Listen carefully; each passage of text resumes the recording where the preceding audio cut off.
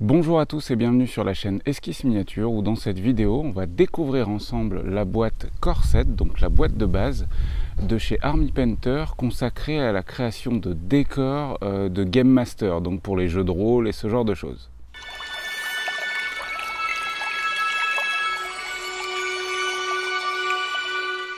Cette boîte de décor, elle vaut à peu près 90 €. Elle m'a été envoyée par Army Painter, donc déjà merci Jonas et merci à l'équipe, c'est vraiment très gentil.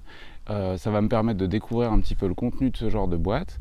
On va vérifier ensemble que le prix soit à peu près intéressant, puisque 90 € d'investissement c'est quand même pas rien, même pour les passionnés de miniatures et de décors.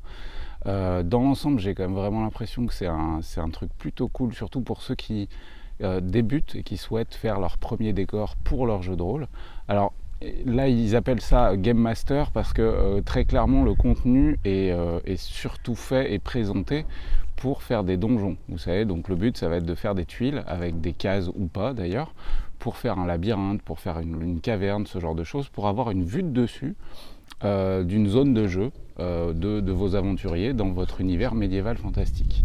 Le thème de cette boîte c'est caverne et souterrain, mais il existe d'autres boîtes. Je vous mets quelques images en même temps. Il y a un thème Westland, donc terre désolée, il y a, enfin bref, il y a plein de thèmes différents. Là moi j'ai reçu celle-ci et du coup on va jeter un œil à tout ça.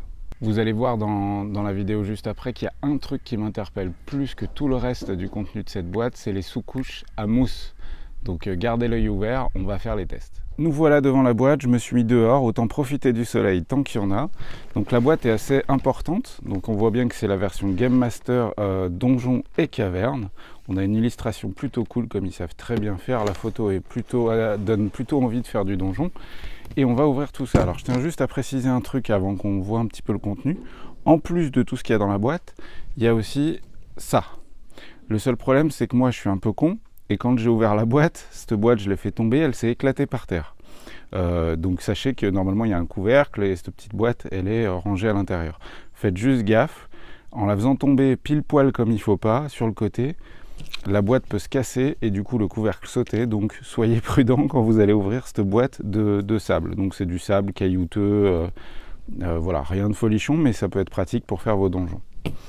Alors le contenu de la boîte, déjà, on a une règle. Ça c'est plutôt cool. Une petite règle de 30 cm en fer, elles sont super pratiques, des comme ça j'en ai déjà plusieurs, mais pour ceux qui débutent ça peut être vraiment utile, c'est le genre de truc qui sert à tous les passionnés. On a donc voilà, du papier de verre, juste un petit morceau de papier de verre. En fait j'ai vraiment l'impression qu'ils ont prévu tout ce qu'il faut pour un débutant, hein, vraiment il n'y a pas besoin d'acheter quoi que ce soit en plus. Un petit bout de papier de verre, alors c'est du grain fin, hein, ça se voit. Ensuite, allez, on place aux outils. Donc là, dans cette boîte, alors vous voyez, je ne l'ai même pas ouvert. Donc on a un cutter, somme toute très basique, mais pareil, pour un débutant, c'est indispensable. On a une petite palette à peinture. Pareil, pour un débutant, on peut se servir des couvercles de plein de trucs, mais pourquoi pas, c'est plutôt cool. On a 3 pinceaux. Alors là, on n'est pas sur des pinceaux très épais. Très fin, pardon. On est vraiment sur des pinceaux épais. Pourquoi? Parce que c'est une boîte destinée au décor, donc on ne va pas normalement avoir besoin de trop de détails. Donc parfait ça pour faire des brossages à sec. Et ici on va pouvoir rentrer dans les détails des différentes choses qu'on veut ajouter à notre décor. Donc on a 3 pinceaux. On a ce truc là. Alors ce truc là c'est un découpeur de mousse. Je vous ai déjà présenté récemment celui de chez Proxon, le Thermocut, qui est sur un plateau qui est énorme mais qui vaut 120 balles. Et là c'est un petit outil à main qui peut être très pratique. Alors je ne vais pas le tester parce que j'ai pas les piles. Ça c'est peut-être le seul truc chiant. Vous voyez le concept. Alors déjà il y a des fils de rechange, on les voit juste là. Donc les fils sont simplement fixés entre ces deux parties là. Et les piles, vous savez, c'est les grosses piles rondes qu'on trouvait dans les vieilles manettes de voitures télécommandées ou ce genre de trucs. Là, moi, j'en ai pas, je vais pas pouvoir faire le test. Ce qui est sûr, c'est que pour quelqu'un qui n'a pas l'outil du gros Thermocut Proxon, franchement, ça va être super pratique. Surtout comme on va le voir juste là, avec la mousse qui est fournie avec, on va vraiment pouvoir découper les formes parfaites sur cette mousse. Je sais pas trop, on verra. Ça, à mon avis, je vais l'offrir à un passionné parce que moi, j'en ai pas besoin vu que j'ai le gros plateau. On a un gros livre. Alors, par contre, tout est en anglais. How to Build Dungeons and Caverns. Donc, le concept, ça va être des conseils, de tutos, de nombreux conseils avec de très belles images sur comment concevoir votre donjon. Donc là, vraiment, pour les débutants, c'est plutôt cool. Donc voilà, il vous conseille de commencer par il vous parle même d'échelle, et ça c'est très cool. Commencez par un plan sur une feuille quadrillée. La feuille quadrillée vous servira ensuite à dessiner vos cases. Ensuite, il vous conseille de poncer, de dessiner avec un crayon pour créer les supports. Il vous explique les techniques que je vous ai déjà expliquées en vidéo. Se servir de cailloux pour écraser certaines dalles. Un crayon pour créer des fissures. Le cutter pour en créer des plus grosses, etc. Donc il y a vraiment des conseils très cool en livre, un petit livret. C'est pas un livret dur, hein, c'est un livret souple, mais ça n'empêche que je le trouve quand même plutôt bien foutu. Là, il vous explique comment vous servir de cette fameuse découpeuse de polystyrène. Et ensuite, vous avez les conseils de peinture. Donc je ne vais pas rentrer trop dans le détail, mais tous les conseils qui sont abordés là-dedans sont vraiment, je trouve, très bien choisis pour quelqu'un qui va débuter. On parle grosso modo de brossage à sec. Vous voyez que là ils ont fait des trucs quand même assez impressionnants, tout ça avec leur mousse, et en plus dans ce kit il y a vraiment tout en fait. Il y a la peinture, il y a vraiment tout ce qu'il faut. Le seul truc que vous aurez à acheter en plus, ce sera un crayon de papier pour dessiner vos rainures sur le bois, etc. Donc voilà, un petit livret vraiment très pratique. Évidemment, ils font un peu de pub, mais Army Painters, pour moi, ça reste des très bons produits et surtout à un prix carrément acceptable. Allez, on continue le contenu de la boîte.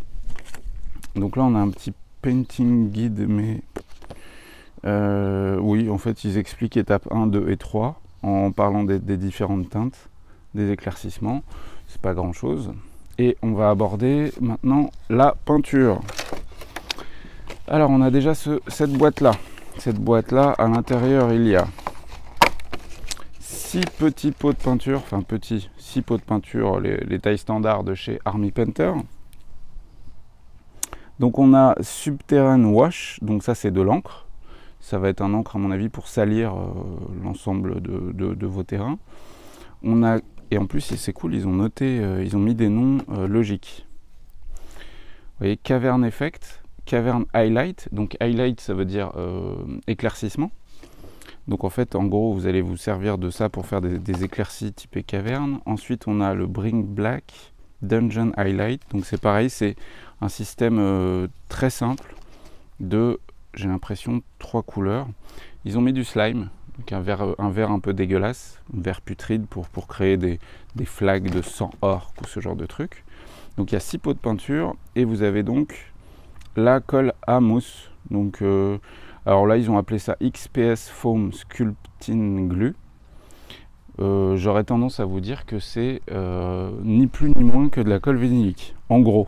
Alors à mon avis c'est pas plus compliqué que ça. Ce qui est sûr c'est que c'est cool que ce soit fourni avec, parce qu'encore une fois il y a bien tout ce qu'il faut. Un petit thank you mais on s'en fout, un peu de pub Army Painter on s'en fout aussi. Donc 6 pots de peinture, un gros pot de colle, ça c'est cool. On a aussi 2 gros pots de peinture en plus qui vont vous permettre de faire la base de vos couleurs. Donc le Cavern Base qu'on va pouvoir donc éclaircir avec les 2 pots que je vous ai montrés, et le Dungeon Base qu'on va pouvoir éclaircir avec les couleurs que je vous ai montrées aussi.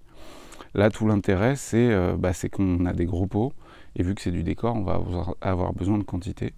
Plutôt cool. On enchaîne avec des petites touffes, des petites touffes d'herbes séchées qu'on va pouvoir venir coller à différents endroits de la mousse pour créer un petit peu de relief, rendre tout ça plus joli. Moi ça j'en utilise quasiment tout le temps sur mes socles parce que je trouve que ça donne beaucoup de vie au décor.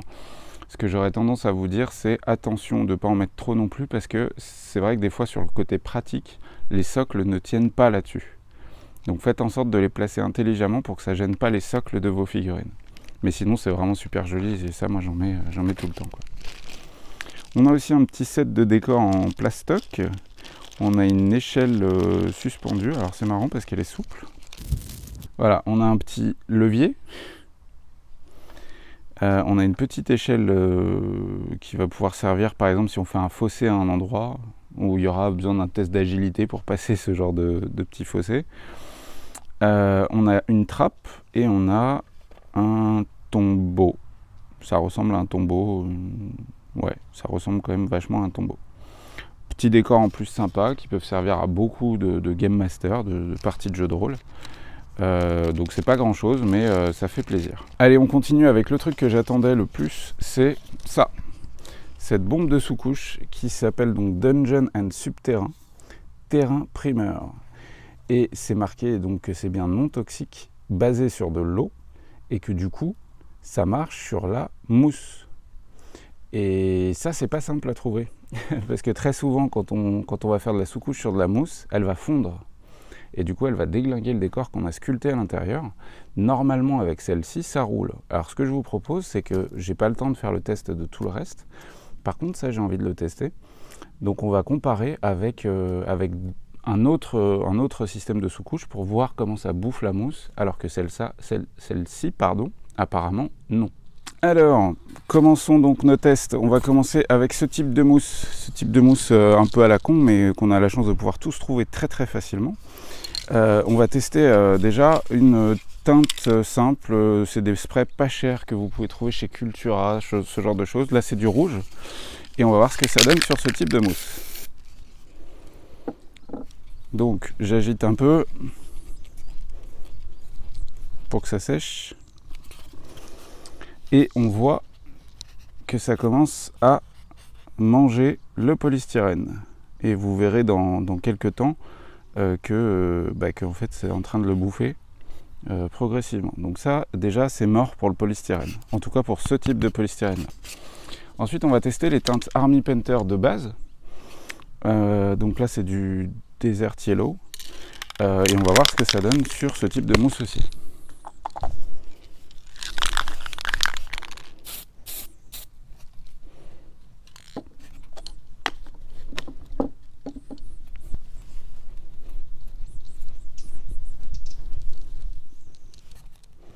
Et on a exactement le même effet, puisque on voit que c'est en train de bouffer le polystyrène, ce polystyrène blanc en microbilles, là, vous savez. Là, on le voit très très bien, que c'est en train de le bouffer. Et on va donc tester, hop, le primeur spécial mousse de chez Army Painter aussi, celui qui est fourni dans la boîte. Super.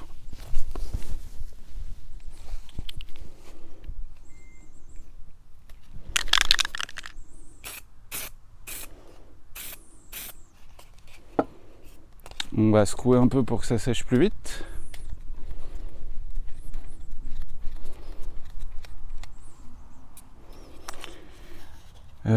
Écoutez, ouais, effectivement, on voit que ça mange rien du tout. Regardez là, sur le Army Painter de base, ça a complètement bouffé le polystyrène blanc. Là, c'est en train de le bouffer, j'en ai mis trop en plus.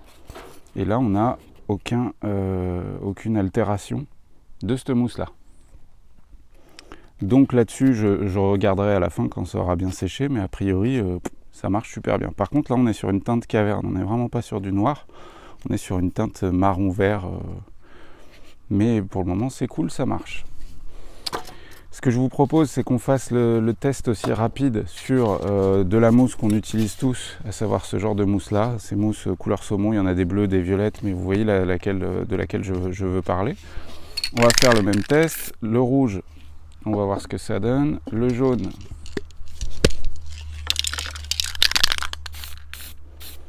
on va voir ce que ça donne aussi. Et on va mettre un petit peu de Army Painter spécial mousse. Et on va voir ce que ça donne.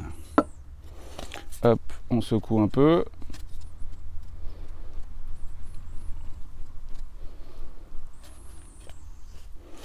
Alors, comme prévu, hein, le rouge, ça mange le polystyrène. Le Army Painter de base, ça mange aussi le polystyrène. C'est pas extrêmement violent, mais dans un petit moment, ce sera beaucoup plus violent que ça. Il faut le temps que ça agisse sur la mousse. Et celui-là, ça ne bouge pas. Donc pour le moment, les tests sont vraiment très très concluants. Et puis on va faire le dernier test. Bon, alors ça c'est un peu débile, mais c'est la mousse qui est fournie dans la boîte. Donc normalement, ils ont réussi leur coup. Je leur souhaite. Donc un peu de rouge. Ça c'est la bombe de peinture cheap de chez Cultura. On va mettre un peu de jaune. Et on va mettre un peu du spécial mousse. Et ben effectivement c'est la même chose, hein. On a vraiment le même rendu. Le rouge là il est en train de manger, le rouge Montana pas cher Cultura, il est en train de manger le polystyrène. Alors j'ai l'impression que le jaune des teintes Army Painter de base tient aussi. Alors on va quand même remettre un petit coup sur la tranche des fois.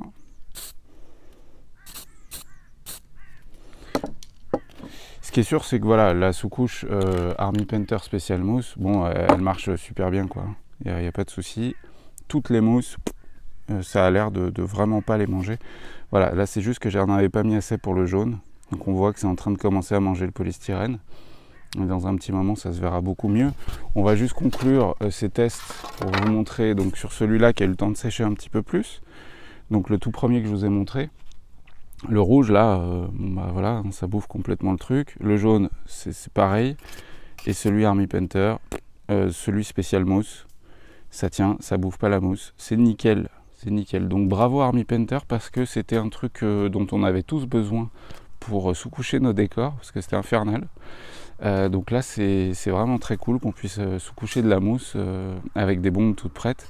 J'ai tendance à préférer utiliser les aéros, ce genre de choses, mais pour ceux qui n'ont pas le matos, c'est quand même vraiment très pratique. Faisons brièvement le point sur le montant du contenu de cette boîte. Donc on va additionner simplement les différents prix des articles qui sont contenus à l'intérieur. Donc on va commencer par les pinceaux. On a donc 3 pinceaux, partons du principe que ce sont des pinceaux qui coûtent en moyenne 4 €. Donc on est déjà à 12 € pour les 3 pinceaux. Le petit livret, on va considérer qu'il est gratuit.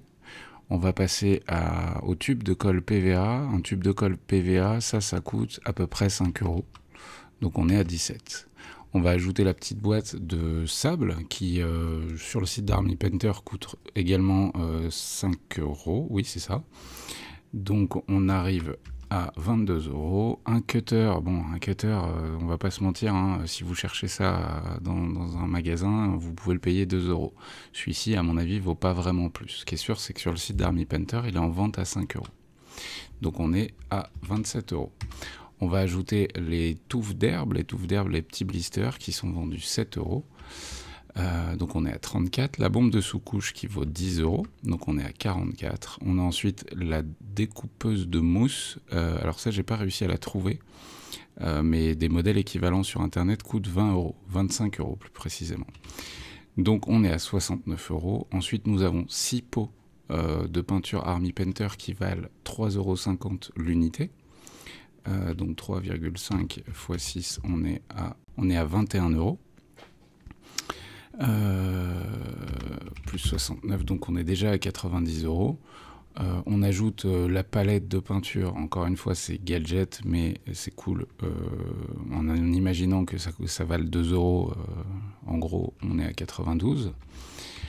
On va également ajouter la règle. Bon, la règle, hein, ça vaut une règle. Les règles en métal comme ça vaut au moins 5 balles. Hein.